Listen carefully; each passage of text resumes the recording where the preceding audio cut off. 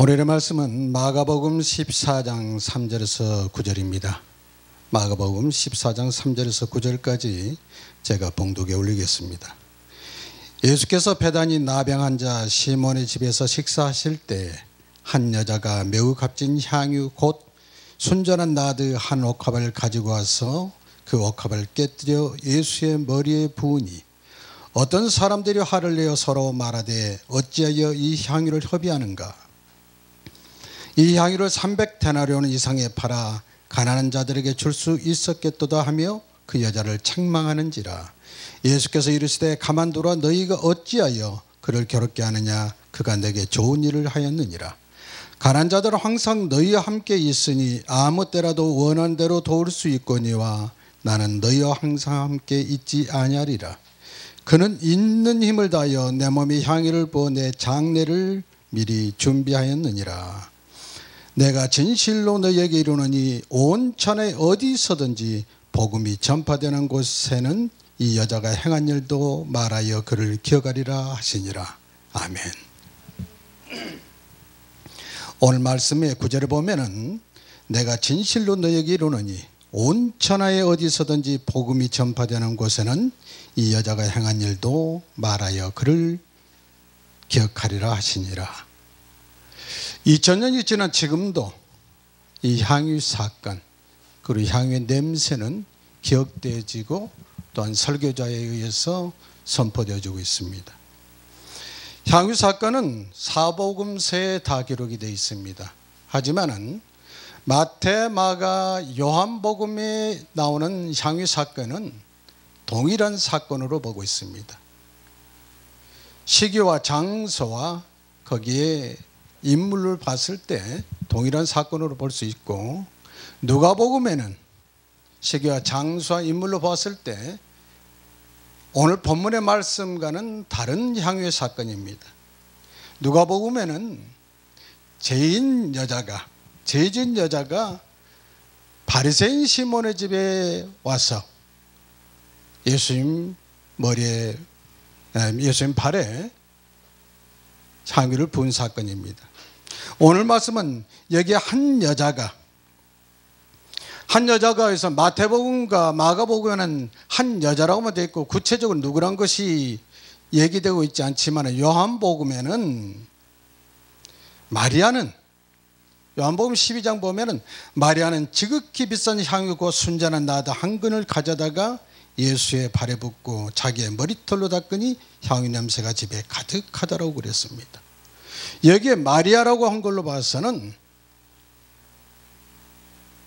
나사로와 그리고 마르다와 마리아 그 세 남매, 주님께서 지극히 사랑했던 남매 중에 그 막내에 있던 마리아일 것입니다. 예수님께서 베다니에 문둥병 환자, 여기에 문둥병 환자 집에서 식사를 했다는 것은 문둥병에 지금 걸려 있다면은 그곳에 사람들이 모여서 식사를 할 수가 없었을 텐데, 그곳에 모여서 식사를 할 수 있다는 것은 이미 문둥병이 고침받았다는 것입니다. 그래서 구체적으로 성경에서 이 사람이 누구라는 것은 지금 말하고 있지 않지만은 문둥병 나병 환자 시몬의 집에서라고 하는 걸 봐서는 나병 환자였던 시몬이 이미 예수님으로부터 고침을 받았지 않느냐.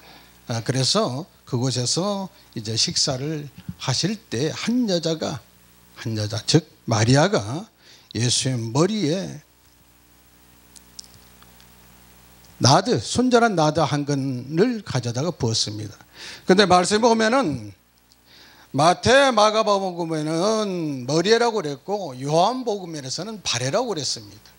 그래서 약간의 세세한 부분에는 기록자에 따라서 차이가 있지만은 어느 분은 머리에 부었던 것이 발에까지 흘렀을 것이라고 얘기하신 분도 있고, 어떤 분은 머리에 붓고 또 남겨서 발에 부었을 것이다 이렇게 해석하시기도 합니다. 여기서 중요한 것은 나도 순전한 한 옥합을 가져다가 얘기했던 것은 대단히 이 향유가 귀한 것입니다. 그리고 요한복음에는 발에 향유를 붓고 머리털로 했다고 그러는데 머리털은 여자에게서 가장 귀한 것입니다. 고린도전서 11장 15절에 보면 만일 여자가 긴 머리가 있으면 자기의 영광이 되나니 긴 머리는 가리는 것을 대신해 주셨기 때문이라.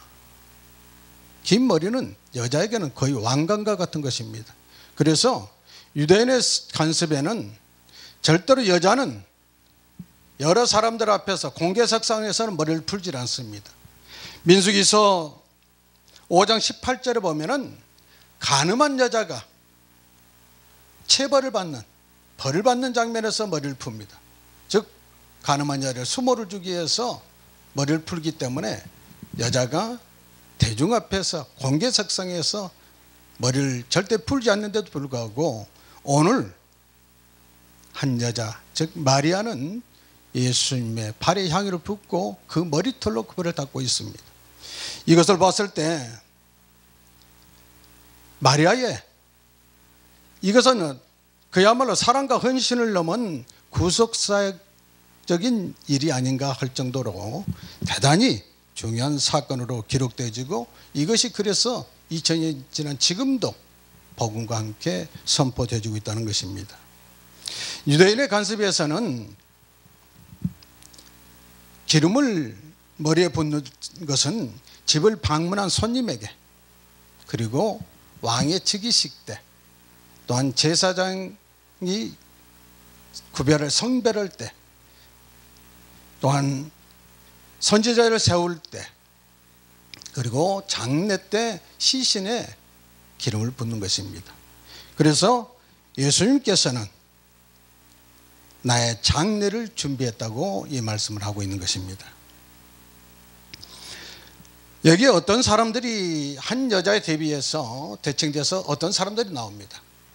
마태복음과 마가복음에 보면은 제자들로 나오고 요한복음에서는 마태복음은 제자로 나오고 그리고 마가복음에는 어떤 사람들 그리고 요한복음에는 제자 중 하나로서 예수를 잡아줄 가룟 유다가 말하되 즉 가룟 유다가 이 선동했음을 알 수가 있습니다. 제자들이 마리아가 예수님에게 머리에 붓는 향유를 300데나리온에 팔아서 가난한 자들을 구하면 좋았을 텐데 왜 그 값비싼 것을 허비하느냐고 책망하고 있습니다. 하지만 이것은 하나의 명부짓을 따름이지 요한복음 12장 6절을 보면은 이렇게 말하면 가난한 자들을 위함이 아니요 그는 도둑이라 동계를 맡고 거기 넣은 것을 훔쳐감이라. 가룟 유다가 바로 동계를 맡았었는데 동계를 맡아서 거기에 연보로 들어오는 돈들을 훔쳐가는 그러한 즉 마음에 도둑의 심보가 있었던 것입니다. 청지기는 오로지 정직해야 합니다. 그래서 고린도서 4장 2장에서는 맡은 자에게 구할 것은 충성이라고 하고 있습니다. 청지기는 모름지기 하나님 앞에서 그리고 사람들 앞에서 정직해야 된다는 것입니다. 여기서 한 데나리온은 당시 장정과 군인의 하루의 품삯입니다. 300데나리온에 팔아서 300데나리온이라면 무려 장정 300명의 하루 품삯입니다. 요즘으로 계산한다면 하루 일당을 10만 원도 좀 쌉니다만은 10만 원을 했을 때 300데나리온이라면 3천만 원의 호가는 그런 참으로 값비싼 향유인 것입니다. 그럼에도 불구하고 마리아는 전혀 아낌없이 예수님 머리에 그 향유를 부은 것을 볼 수 있습니다. 이들이 허비를 하느냐고 말하고 있습니다. 분명해서 하나님께 드려지는 것은 결코 허비도 아니고 낭비도 아니고 소비도 아닌 것입니다.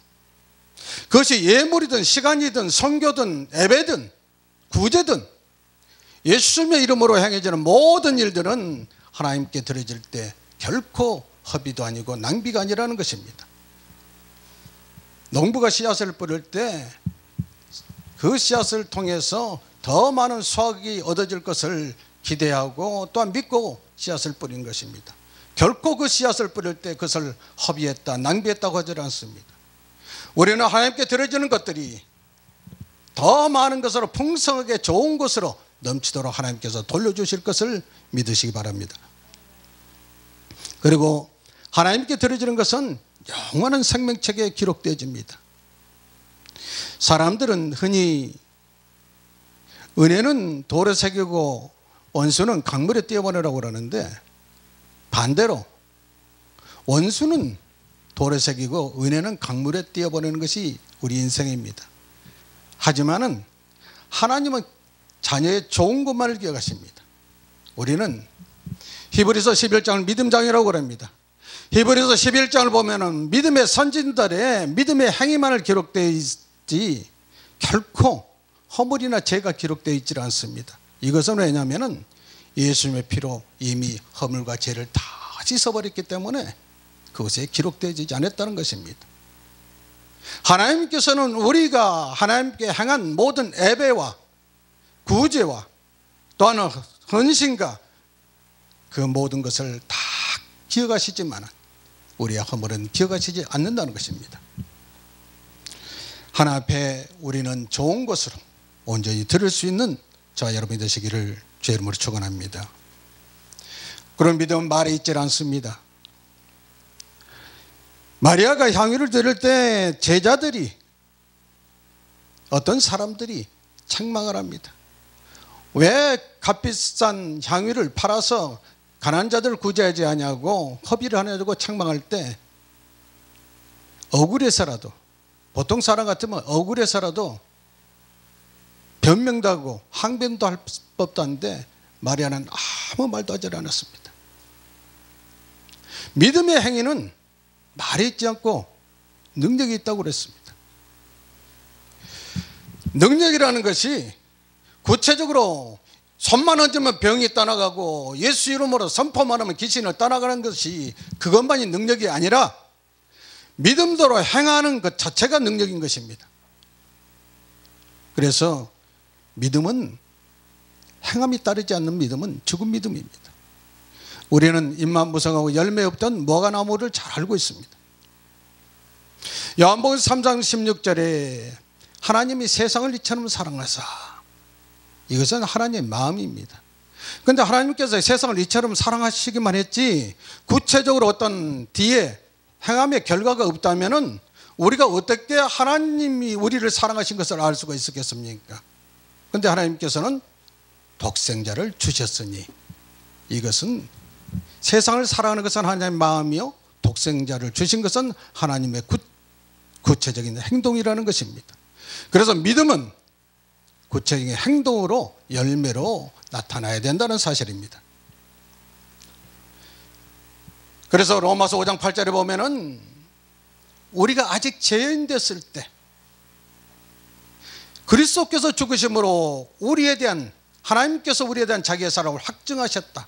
바로 이 말씀이, 즉 세상을 사랑하사 독생자를 주셨으니, 이것이 마음만 있는 것이 아니라 구체적으로 행동으로 나타나는 것. 그래서 우리의 믿음은 말로만 할 것이 아니라 행동으로 나타내야 된다는 사실입니다. 하나님께 드려지는 것들은 순전해야 됩니다. 오늘 보면은 순전한 나드 한 옥합을 가지고 왔어. 순전하다는 것은 깨끗하다는 것입니다. 온전하다는 것입니다. 불순물이 섞이지 않냐고 완전히 정제됐다는 것입니다. 그때 당시에도 향유에다가 포도주를 섞어서 팔던 그러한 가짜 상품이 나돌았던 때였다고 합니다. 그래서 순전한 향유를 드렸다고 했는데, 우리는 하나님께 드리는 것은 순전해야 됩니다. 깨끗해야 됩니다. 온전해야 됩니다. 하나님께서는 아브라함을 향해서 이스마엘을 요구하지 않으시고 이삭을 요구하셨습니다. 왜냐하면 이스마엘은 혼합된 피고 이삭은 약속의 자녀의, 즉 깨끗한 피였기 때문에 순전한 것을 하나님께서 요구하셨다는 것입니다. 또한 예수님께서는 마리아가 드리는 향유가 300다나리온이나 더 이상 갈 수 있는 값비싼 향유라는 것 때문에 하나님께서 이것이 선포되자라고 하는 것이 아니라 마리아의 이 향유를 드리는 그 중심을 보시고 그 마음을 받으시고 이것이 복음이 선포되는 것을 함께 선포되리라고 말씀하셨을 걸로 믿습니다. 따라서 우리는 하나님께 드릴 때 그것이 무엇이든 간에 순전한 것으로 구별해서 드려야 될 것이고 동시에 우리의 마음이 순전해야 됩니다. 깨끗해져야 됩니다. 하나님께서는 중심을 살피시기 때문입니다. 하나님께서 이것은 값비싸기 때문에 받으신 것이 아닙니다. 하나님께서 받으시는 것은 그 드려지는 것의 값이나 양을 보시지 아니고 드린 자의 마음의 중심을 보신다는 것입니다. 우리는 가부의 두 롭대의 로또를 잘 알 것입니다. 연보함에 넣는 많은 사람들이 거기에 헌금을 했지만은 예수님께서는 한 가부가 드린 두 렙돈을 가장 크게 가장 많은 것을 넣었다고 말씀하셨습니다. 그것은 저들은 자기의 가지고 있는 것 많은 것 중에서 일부를 드렸지만은 가난한 가부는 자기의 생활의 모든 것을 드렸기 때문이라고 그랬습니다.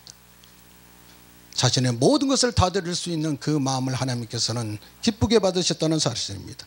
동시에 마태복음 5장 23절에 24절에 보면은 너희가 예물을 드리려다가 형제에게 엉망들을 만한 책망들을 만한 일이 생각나거든 예물을 두고 가서 형제와 화해하고 가서 다시 예물을 드리라고 합니다. 즉 하나님 앞에 드려질 때는 우리들 마음 자체가 깨끗해야 된다는 사실. 그래서 하나님은 예물을 순전한 것 받으시고 또한 마음 또한 순전해야 받으신다는 것입니다. 저는 이 말씀을 통해서 우리 안에 즉 내 안에 예수가 있는가, 저와 여러분 속에 예수가 가여 있는가 한번 생각해 보셨으면 좋겠습니다. 왜 이 말씀을 드리냐면은 마리아가 옥합을 깨뜨렸을 때 그 안에서 향유가 흘러나왔습니다. 옥합 안에 향유가 있었기 때문에 향유가 흘러나온 것입니다. 기드온이 항아리를 깨뜨릴 때 그곳에는 횃불이 나왔습니다. 우리가 삶 가운데에서 내가 넘어지고 자빠지고 깨어졌을 때 과연 내 안에서 예수가 흘러나오는가? 내 안에 예수가 있다면 갈라디아서 2장 20절에 내가 그리스도와 함께 십자가에 못 박혔나니 그런즉 이전에 내가 사는 것이 아니요 오직 내 안에 그리스도께서 사신 것이라. 내 안에 그리스도께서 사신다고 고백했던 우리들에게서 내 안에 예수로 충만되어 있다면 내가 삶 가운데서 넘어지고 자빠지고 깨어질 때 내 안에서 흘러나와야 되는 것은 예수여야 된다는 사실입니다. 그럼에도 불구하고 우리는 환난 가운데 고난 가운데 또한 넘어지고 자빠졌을 때 내 입에서 한숨이 먼저 나오고 단식이 먼저 나온다면 과연 내 안에 예수로 충만해 있는가? 우리는 스스로 한번 점검해 봐야 될 것입니다. 그래서 고린도전서 13장 15절에서는 너희는 믿음 안에 있는가 너희 자신을 시험하고 너희 자신을 확증하라. 예수 그리스도께서 너희 안에 계신 줄은 너희가 스스로 알지 못하느냐. 그렇지 않으면 너희는 버린 자인지라 그랬습니다. 버림받은 자. 내 안에 예수가 계시다는 사실을 확증하고 내가 그것을 알지 못한다면 버림받은 자라고 말씀하고 있는 것입니다. 우리 안에 예수로 충만한 데 있다면 우리가 넘어지고 자빠지고 또한 환경이 깨어졌을 때 그것에서 찬송이 먼저 나와야 될 것이고 기도가 나와야 될 것입니다. 우리의 환경이 깨어지고 넘어지고 자빠진 무너진 곳에서 내가 기도하고 있다면 그리고 찬송하고 있다면 그것은 예수 그리스도의 향기가 나타나고 있다는 것입니다. 그래서 우리는 우리 삶 속에서 때로는 지치고 힘들고 또한 고난 가운데 환난 가운데 정말로 지치고 힘들 때가 왜 없겠습니까? 하지만은 그럴 때마다 내 안에 내주시는 성령님을 의지해서 아버지 앞에 나가서 찬송하고 기도한다면 하나님께서 우리를 회복시켜 주실 것입니다. 인생의 여정은 긴 장거리 마라톤과 같습니다. 마라토너가 달리다가 넘어졌을 때 만약에 일어서서 달리지 않냐고 포기해버린다면 마라톤은 실격자입니다. 실격당하고 맙니다. 하지만은 다시 일어나서 달리고 또 넘어지더라도 또 일어나서 달리고 끝내는 결승점에 도달한다면 비록 순위에는 들지 못하고 꼴찌로 혹시 갔을지라도 많은 사람은 그를 향해서 박수를 아끼지 않습니다. 왜? 넘어졌을지라도 포기하지 않았고 끝까지 달린 그 의지를 사람들은 박수로. 우리 삶 속에서 우리가 넘어지고 자빠지는 경우가 없겠습니까? 하지만은 일어나서 다시 끝까지 달려가야 될 것입니다. 인생의 실패는, 인생의 끝은 실패할 때 끝나는 것이 아니라 포기할 때 끝난다고 그랬습니다. 우리가 포기하지 않냐고, 우리가 삶 가운데에서 때로는 낙심되고 고통스러운 순간이 있을지라도 찬송하고 기도한다면 황무지에 장미꽃이 피는 것을 보는 것처럼 우리 삶이 회복되지는 역사가 쉽게 빨리 나타날 것을 믿으시기 바랍니다. 하나님께서는 우리에게 예레미야서 29장 11절에 너를 향한 나의 생각을 내가 아나니 평안이요 재앙이 아니라고 그랬습니다.